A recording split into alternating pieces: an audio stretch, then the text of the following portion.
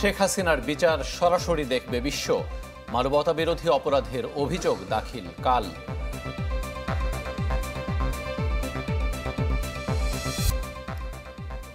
ডিসেম্বরেই নির্বাচনের দাবিতে অনড় বিএনপি। সোমবার প্রধান উপদেষ্টার সাথে আবারও বৈঠক।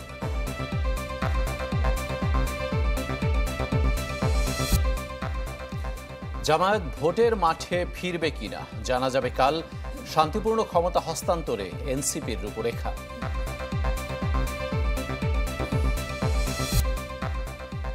চার দিনেও অচলাবস্থা কাটেনি চক্ষু বিজ্ঞান হাসপাতালে।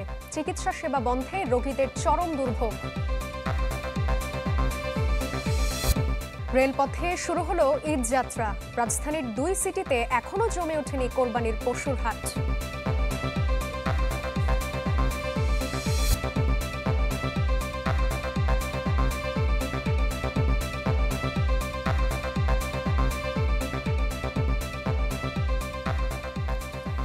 আমন্ত্রণ চ্যানেল 24 এর সন্ধ্যা 7টার খবরে। শুনছিলেন প্রেসিডেন্সি ইউনিভার্সিটি সংবাদ শিরোনাম। আপনাদের সাথে আমরা দুজন আছি, আমি জান্নাতুল সাদিয়া এবং ইকবাল আহসান। আরএফএল গ্যাস্টো এর সায়েন্টিফিক নজল আর ব্রাশ বার্নার খরচ বাঁচায় 25%।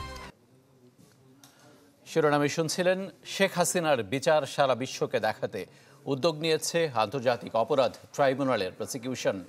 জুলাই আগস্টে মানবতাবিরোধী অপরাধে শেখ হাসিনার বিরুদ্ধে আনুষ্ঠানিক অভিযোগ দাখিল হবে কাল। আর তারই শুনানি সরাসরি সম্প্রচার করা হবে। এরই মধ্যে বাংলাদেশ টেলিভিশনকে দিয়ে পরীক্ষামূলক সম্প্রচার হয়েছে। জুলাই আগস্ট জুড়ে সারা দেশে যে গণহত্যা হয় তাতে শেখ হাসিনাকে প্রধান নির্দেশদাতার দায়ে গেল 12 মে ট্রাইব্যুনালে অভিযোগ দাখিল করে তদন্ত সংস্থা। সাবেক স্বরাষ্ট্রমন্ত্রী আসাদুজ্জামান খান কামাল ও সাবেক আইজিপি চৌধুরী মামুনের বিরুদ্ধেও আনা হয় 5টি অভিযোগ। আন্তর্জাতিক গুম সপ্তাহ উপলক্ষে মানবাধিকার সংগঠন অধিকারের এক সেমিনারে চিফ প্রসিকিউটর জানান, জুলাই আগস্টের মানবতা বিরোধী অপরাধের মামলায় শেখ হাসিনার বিরুদ্ধে রোববার আনুষ্ঠানিকভাবে অভিযোগ দাখিল করা হবে। ডিসেম্বরের মধ্যে হত্যাযজ্ঞের বিচারে দৃশ্যমান অগ্রগতি হবে বলেও জানান তিনি। যে গুম বাংলাদেশে মানবতা বিরোধী অপরাধ এবং আয়নাঘরের জন্ম, যে সংস্কৃতি যার কারণে হয়েছিল, যে একজন ব্যক্তিকে ক্ষমতায় রাখার জন্য এত কিছুর আয়োজন করা হয়েছিল, কালচারে পরিণত করা হয়েছিল, সিস্টেম ডেভেলপ করা হয়েছিল, সেই অপরাধের যিনি নিউক্লিয়াস, তার বিরুদ্ধে আনুষ্ঠানিক অভিযোগ ইনশাআল্লাহ আগামীকালকে আমরা দাখিল করতে যাচ্ছি এবং আশা করছি আগামী ডিসেম্বরের মধ্যে বিচারের ব্যাপারে বাংলাদেশ এক উল্লেখযোগ্য অগ্রগতি দেখতে পাবে। এদিকে প্রসিকিউশন জানায়, শেখ হাসিনার বিরুদ্ধে আনুষ্ঠানিক অভিযোগ দাখিলের পর যে শুনানি হবে তা বিটিভির মাধ্যমে সরাসরি সম্প্রচার করতে চায় প্রসিকিউশন। শনিবার বিকেলে পরীক্ষামূলক সম্প্রচারও সম্পন্ন করেন তারা। রোববার ট্রাইব্যুনালের অনুমতির অপেক্ষায় প্রসিকিউশন। এ মামলায় অভিযোগ আমলে নিলেই কাল বিচারের আনুষ্ঠানিকতা শুরু হবে শেখ হাসিনার বিরুদ্ধে। এটি হবে দেশের ইতিহাসে প্রথম কোনো বিচার যেটি সরাসরি সম্প্রচার করা হবে টেলিভিশনে। এটি হবে দ্বিতীয় কোনো মামলা যার আনুষ্ঠানিক অভিযোগ দাখিল হবে ট্রাইব্যুনালে। মাসুদুর রহমান, চ্যানেল 24, ঢাকা। ডিসেম্বরেই নির্বাচনের দাবিতে অনড় বিএনপি। দলটির নেতারা বলছেন, দ্রুত নির্বাচন চায় জনগণ, তাই ডিসেম্বরেই ভোট দিতে হবে। তাদের মতে নানা আনুষ্ঠানিকতায় সংস্কারের নামে কলা দেখাচ্ছে সরকার। এমন অবস্থায় আগামী সোমবার প্রধান উপদেষ্টার সাথে ফের বৈঠকে বসছে বিএনপি। সংস্কার আর নির্বাচন নিয়ে সরকার বিএনপির মধ্যে মতবিরোধ স্পষ্ট। সরকার ডিসেম্বর থেকে জুনের মধ্যে নির্বাচনের কথা বললেও এবছরই ভোটের দাবিতে অনড় বিএনপি। শনিবার রাজধানীতে আলাদা অনুষ্ঠানে ফের ডিসেম্বরে নির্বাচনের দাবি জানান বিএনপি নেতারা। কাকরাইলে কৃষক দলের অনুষ্ঠানে দেরিতে নির্বাচনের যুক্তি জনগণের সামনে প্রকাশের আহ্বান জানান সালাউদ্দিন আহমেদ। আনুষ্ঠানিকতা আয়োজনের কোনো কমতি নেই, কিন্তু কাজের কোনো খবর নেই। আবার ডেকেছেন 2 তারিখে যে দ্বিতীয় পর্বের আলোচনার আবার শুভ উদ্বোধন হবে। এই সংস্কার নিয়ে আবার কতবার উদ্বোধন করবেন? প্রথম পর্যায়ের একবার উদ্বোধন করেছেন আলোচনা, দ্বিতীয় পর্যায়ে আবার উদ্বোধন করবেন, তৃতীয় পর্যায়ে গিয়ে আবার আপনারা এটা একত্রিত করবেন। এইভাবে আপনারা আমাদেরকে সংস্কারের কলা দেখাচ্ছেন। এদিকে জাতীয় প্রেস ক্লাবে জিয়া পরিষদের আলোচনায় আমির খসরু মাহমুদ চৌধুরী বলেন, গণতন্ত্রের জন্য দীর্ঘ সময় রাজপথে জীবন দিয়েছে বহু মানুষ, তাই গণতন্ত্র নিয়ে টালবাহানা গ্রহণযোগ্য নয়। সুতরাং আওয়ামী লীগের যারা নিপীড়ন নির্যাতন করছে তারা যদি আনতে সক্ষম না হয় আমরা তাদেরকে বিরুদ্ধে আওতায় নিয়ে আসবো। এটা সমস্যা কোথায়? ডিসেম্বরে কেন নির্বাচন হবে? অক্টোবরে অসুবিধা কি? সেপ্টেম্বরের অসুবিধা কি? আমার তো উত্তর চাই এগুলো। এমন পরিস্থিতিতে আগামী সোমবার আবার প্রধান উপদেষ্টার সাথে বৈঠকে বসছে বিএনপি। শাহনেওয়াজ পাবলু, চ্যানেল 24, ঢাকা। কি আছে জামায়াতের ভাগ্যে? ভোটের মাঠে ফিরতে পারবে কি দলটি, বা দাঁড়িপাল্লা প্রতীকেরই বাকি হবে? সব বিষয় নিয়ে রোববার রায় দেবেন প্রধান বিচারপতি ডক্টর সৈয়দ রেফাত আহমেদের নেতৃত্বাধীন আপিল বিভাগ। এই রায় পক্ষে গেলে ভোটের মাঠে ফিরতে আর কোনো বাধা থাকবে না দলটির।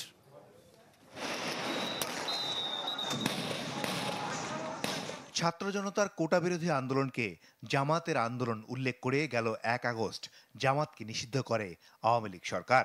এরপর 5 আগস্ট শেখ হাসিনা সরকারের পতনের পর প্রকাশ্যে জামাত রাজনীতিতে আসলেও দলটির নিবন্ধন নেই।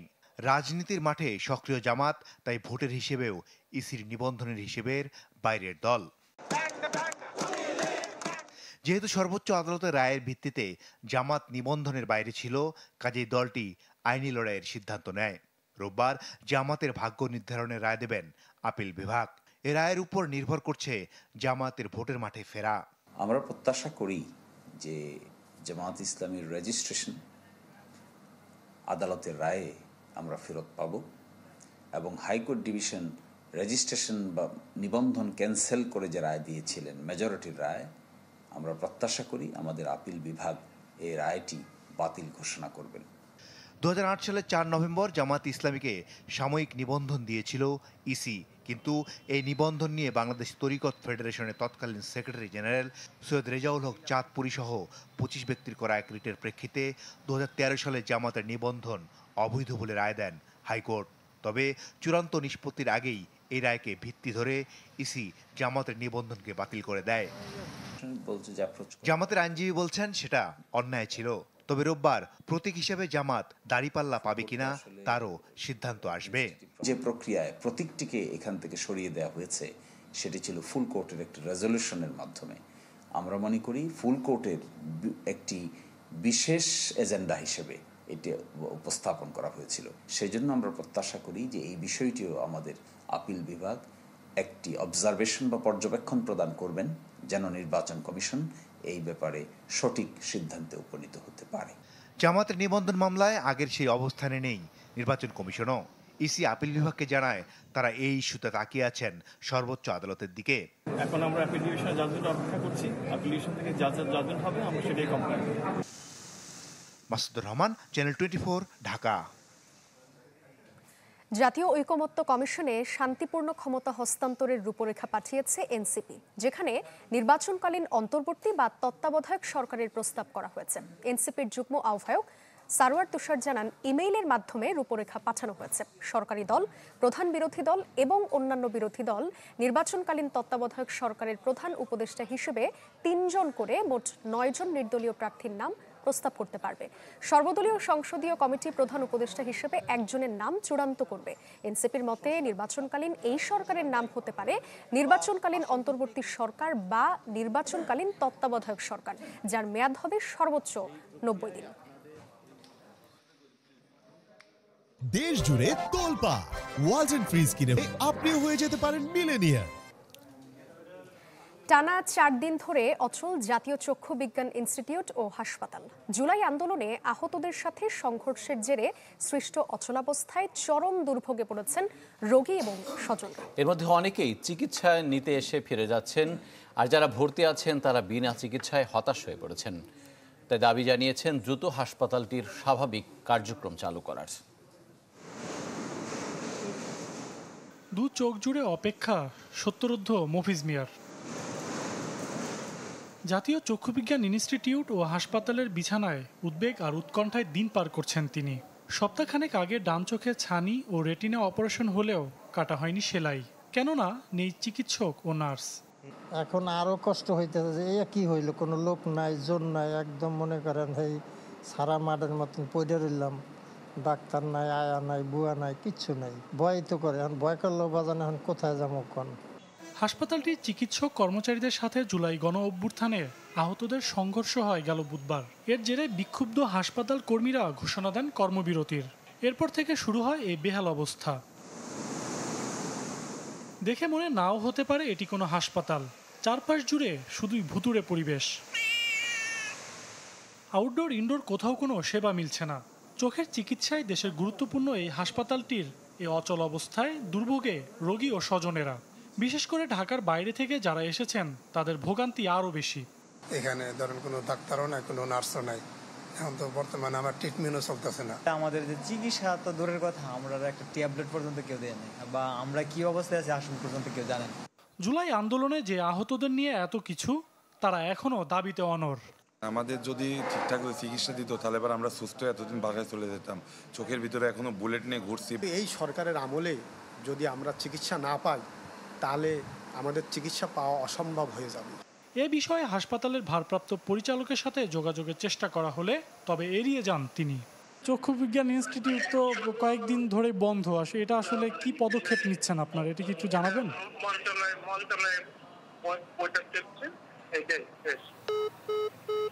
ভুক্তভোগী রোগী স্বজনরা চান অবিলম্বে যেন সচল হয় হাসপাতালের স্বাভাবিক কার্যক্রম।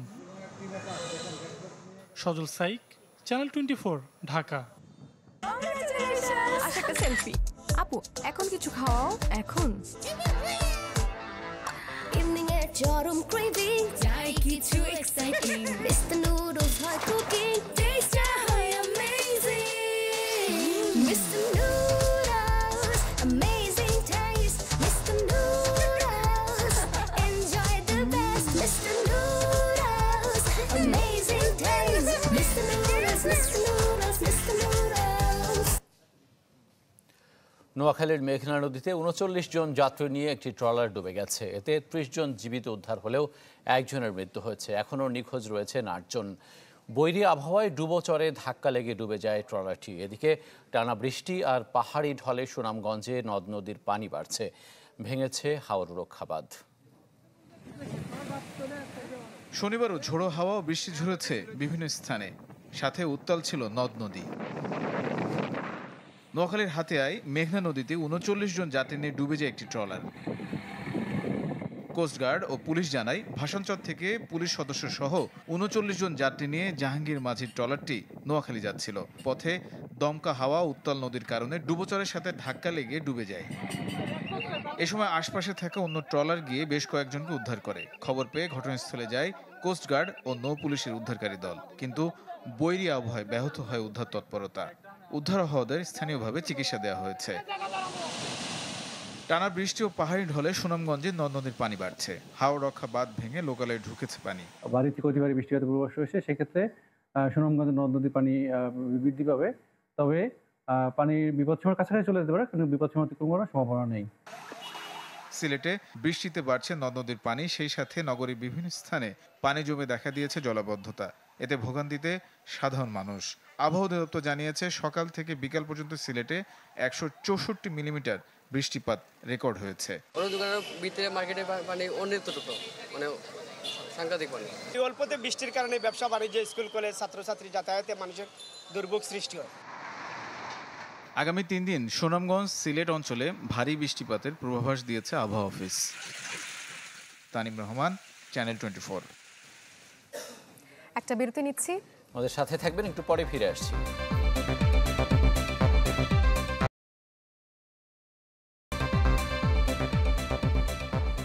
আবারও আমন্ত্রণ সন্ধ্যা ৭টার খবর। আপনারা চ্যানেল 24 দেখছেন। 4 দিনের জাপান সফর শেষে দেশের পথে প্রধান উপদেষ্টা ডক্টর মোহাম্মদ ইউনূস স্থানীয় সময় সকাল 11টা 20 জাপান ছাড়েন তিনি।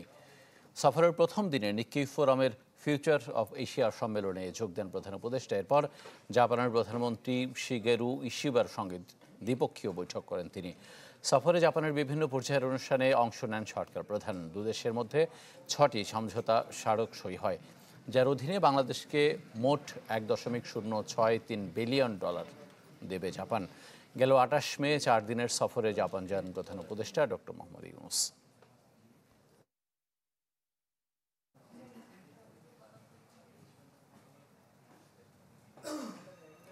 ঈদ সামনে রেখে শুরু হয়েছে ঘরমুখো মানুষের ট্রেনে ঈদযাত্রা। সকাল থেকে রেল স্টেশনে যাত্রী উপস্থিতি থাকলেও তুলনামূলক কম। ট্রেনগুলো ছাড়ছে নির্ধারিত সময়েই। কমলাপুর রেল স্টেশনের ম্যানেজার মোহাম্মদ সাজেদুল ইসলাম জানান, প্রতিদিন ৪৩টি ট্রেন ঢাকা স্টেশন ছেড়ে যাবে। বিশেষ ট্রেন রাখা হয়েছে 10টি। আগামী ৪ থেকে ৬ জুন ঢাকা থেকে বিভিন্ন রুটে এই বিশেষ ট্রেনগুলো চলাচল করবে। ভোর ৬টায় রাজশাহীর উদ্দেশ্যে আন্তনগর ধূমকেতু এক্সপ্রেস ট্রেন ছেড়ে যাওয়ার মধ্য দিয়ে ঈদযাত্রা শুরু হয়।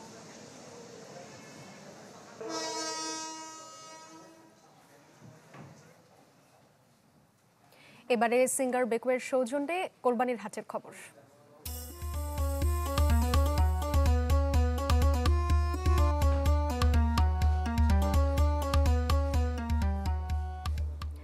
ঈদুল আজহা উপলক্ষে রাজধানীতে বসেছে কোরবানি পশুর হাট, তবে এখনো জমে ওঠেনি কেনাবেচা।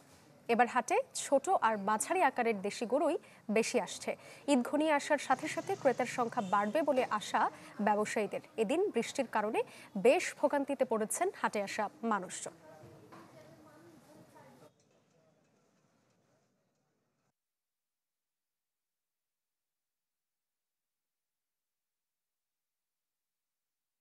গরু এটা আপনার 5.5 মণ হবে, দাম যাচ্ছে 1,80,000। মানে যদি কাস্টমার আসে কম বেশ করে দিয়ে দেব। 3 মণ 3.5 মণ যে গরু আছে, মনে করেন যে 1,30,000-35,000 হলে বেচবো। বৃষ্টিতে এখন ভিজতে আছে, মনে করেন যে আল্লাহ পাক এখন আইছি আমরা এখানে কষ্ট করতে, আল্লাহ পাকের ইচ্ছা যা হয়। এবারে 2025-26 অর্থ বছরের বাজেটের খবর।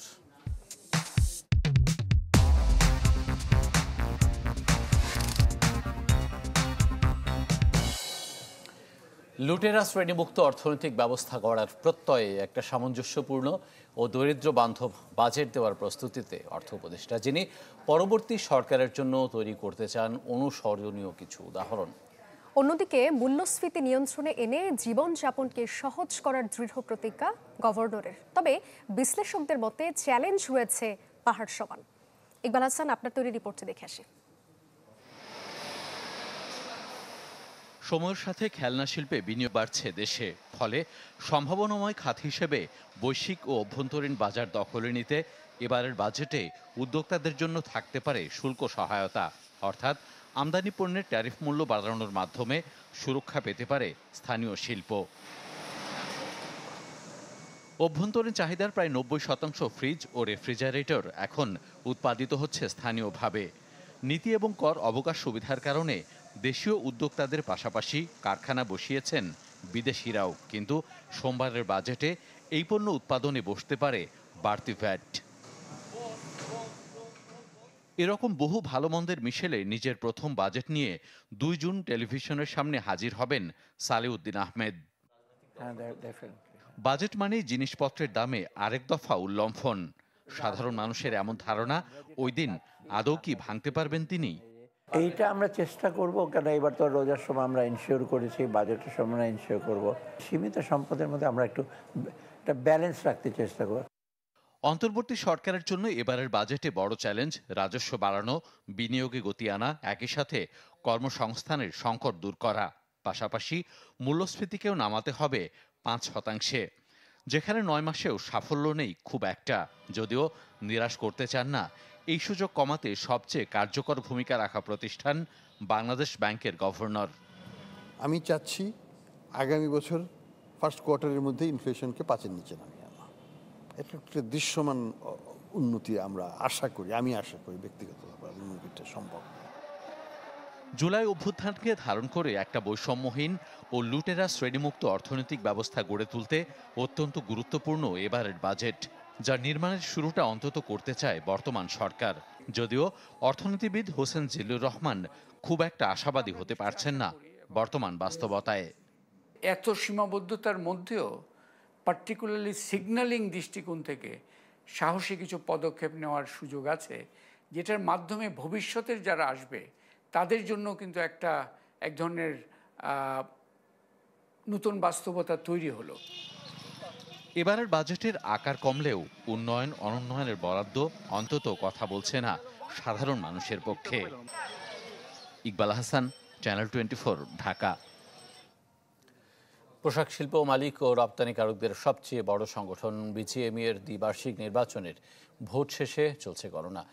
টানা 9 ঘন্টায় প্রায় 88% ভোট পড়েছে, যেখানে মোট ভোট 1864। বিজিএমইএ এর 2025-2027 মেয়াদের এই নির্বাচনে 35টি পরিচালক পদের বিপরীতে 3 জোটের 76 প্রার্থীর প্রতিদ্বন্দ্বিতা করছেন। এর মধ্যে সম্মিলিত পরিষদ ও ফোরাম পূর্ণ প্যানেলে লড়ছে। সকাল 8টায় ঢাকা এবং চট্টগ্রামে 2টি ভোট কেন্দ্রে একযোগে ভোট শুরু হয়। নির্বাচনী পরিবেশ নিয়ে কোনো অভিযোগ ছিল না প্রার্থী কিংবা ভোটারদের। জোট নেতাদের আশ্বাস, ভোটের ফলাফল যাই হোক না কেন কাঁধে কাঁধ মিলিয়ে কাজ করবেন পোশাক শিল্পের উন্নয়নে।